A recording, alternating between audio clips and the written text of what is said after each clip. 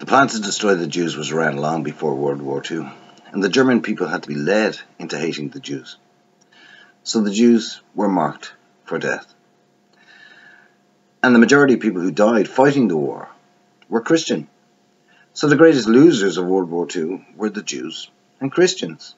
And the greatest beneficiaries were those behind the UN, the United Nations, and those who hate God. Today we find ourselves in a similar situation, albeit not entirely the same. As in, it's not just Germany this time, but the entire world.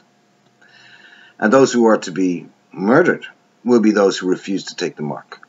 The mark is a mark of servitude toward the devil. In March 2020 of last year, we were told that we needed 2 weeks to lock down in order to flatten the curve. Yet here we are, a year and a half later, and we're being told that vaccinations are now mandatory. So much for living in a free society. How convenient for those governments of the world, for the United Nations, that their enemies, all those who are warning people that they cannot trust their governments, how convenient for them that their enemies are those who are refusing to take the vaccinations.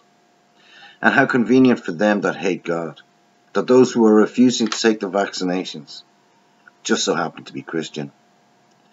And how convenient for them that at their word, in the minds of their citizens, that we Christians have the world over become public enemy number one. Now I'm going to rejoice in this fact. I am going to celebrate this fact, because I most certainly do not want to be a friend of the world. And it is official the world over that we are now the enemy of the world. So yeah, I'm going to celebrate this fact, because this is our Red Sea moment. The enemy has us surrounded. The Red Sea is just in front of us. And we all know how this story ends.